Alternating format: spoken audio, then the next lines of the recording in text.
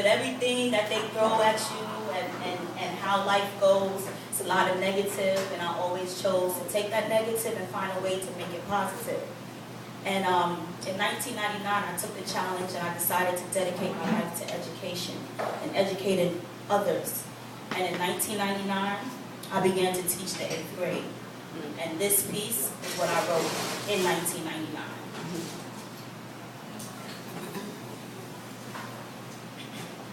I walked into the classroom ready to teach my curriculum. You see, it consists of pre-algebra, geometry, and a little trigonometry.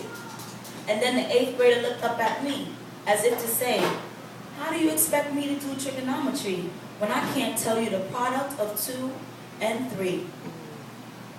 It was at that point I knew I was in for a long day. It's sad to say many of my students were past the 8th grade age. Some were even old enough to legally drive cars. I took a long sigh and wondered how on this green earth did they make it so far? The education system needs a help, a quick fix.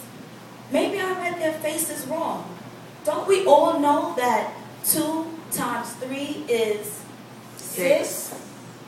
Parents blame teachers, and the board blames teachers, and Giuliani used to blame teachers, and now Bloomberg blames teachers. But the last time I checked, it took a special person to be that special creature we all call a teacher. My question is, what happened to the art of parenting, or even our preachers?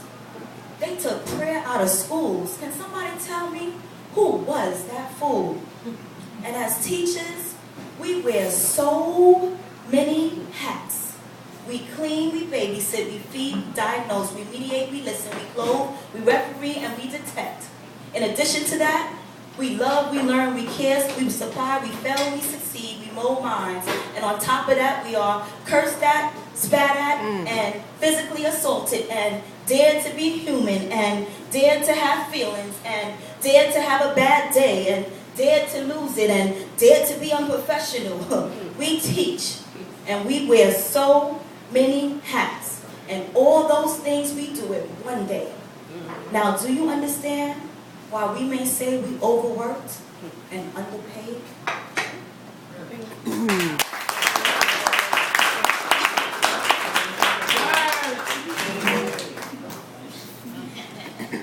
So as a teacher, I definitely look forward to the summer. Can my educators give me an amen on that? Amen. Don't get me wrong, though. I really do love what I do. I love what I do. I tell people all the time, if I hit the lottery, I would still go to work the next day. I may be late. I may not care that I'm late, but I am going to be there the next day. I really do love what I do, but I welcome the break. And the summer is the longest break that we have. And sometimes when summer comes to an end, I get a little sad. And this summer, I was expressing that to a non-educator. I won't say any names. And it was her response that drove me to write this piece. She says to me, I know you're not complaining with your summers off and your days ending at 3. I would give anything to be you for a day. What a sweet life. Let me teach, I pray. So, as I stared in disbelief, y'all all know me, and the words just slipped out of my mouth before I could catch them. You have no idea what it takes to be a teacher. You sit there in judgment without a worry in the world. Your day begins at 9 and ends at 5. You never have to take work home. How many parents did you call today? Wake up! That student didn't like their grade, and now there's a chair in the air coming your way. You have no idea what it takes to be a teacher. Day in and day out, but things are never the same. Mama, I wish you were my mother, they say. Help me. I don't understand what you taught today. Feed me. I don't know where the next meal is coming my way. And all of this from a 13-year-old. These children are going through things I've never experienced in my 7 years. Sometimes all I can do is cry, hold my head high and teach through the tears, acting like these things don't affect me, hoping these things won't break me, stopping myself from going home and beating the crap out of my own just in case. Just in case you put your teacher through what my students put me through today. If you think it's cool to teach, if you think educators have the best job, one that can't be beat, if you think molding young minds puts you on easy streets, you have no idea.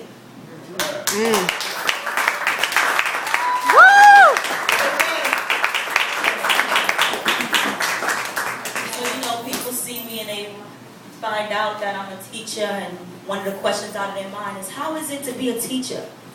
But how do you answer a question like that? It's like saying, Allison, how is it to be a photographer? Or it's like saying, Rebecca, how is it to be a bartender? Or Kiara, how is it to be an officer? How do you answer a question like that? How is it to be a poet? Uncle Nate, how is it to be a poet? How is it to be a poet? Yes, how is it to be a poet? Let me tell you, I never wanted to be a poet, but it's something that came over me. I never wanted to be a poet, but it was something that was bestowed upon me. I never considered myself a poet. What you said? I just wrote down feelings on paper. I never considered myself a poet, but they say I moved them. You moved them? They say I'm good. You're good. They say I inspired them. I never considered myself to be a poet. I just kept being me. You see, that allows me to be free. Free? Free to think, free to write without even thinking about the need to recite. All right. But that's all right. That's all right. That's secondary. Secondary Need. Secondary to the need to first be free is I put pen to paper and let the ink flow. Let my thoughts grow. Let my pain go. Let my pain go. Let my pain go. Let my pain go. Let my pain go. You see? What? There's more behind my flow. As I write as a person, I begin to grow into a mature adult. You see, communication is the key. The key. The key that unlocks many doors. The key that keeps my head up.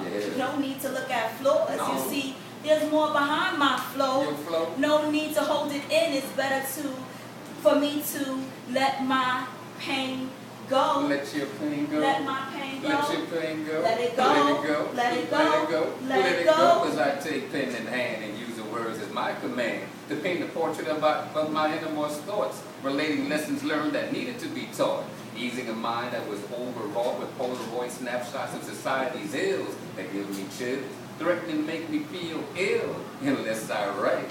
Then I feel all right. As I turn to my right and see my niece right beside me, creating her new brand of poetry. What a joy to see. Oh, that's me. That's you. That's his niece now on his right. On my right. My unique brand of poetry.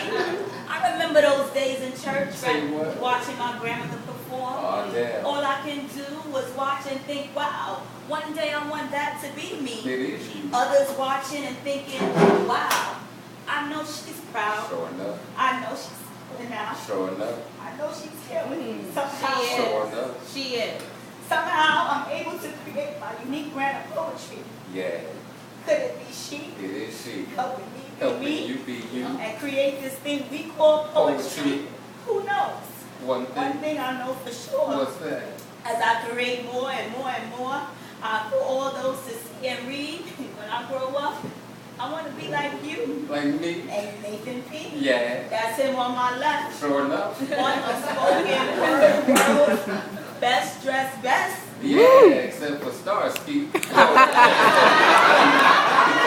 I'm truly blessed to be able to pass this test and relieve the stress of this crazy world as I watch this little girl that grew up to be a woman express her feelings through a gift we both shared when we did. The gift of poetry passed on from Delcina to her and me. The gift of poetry that I was happy to receive because, you see, we never wanted to be a poet. I never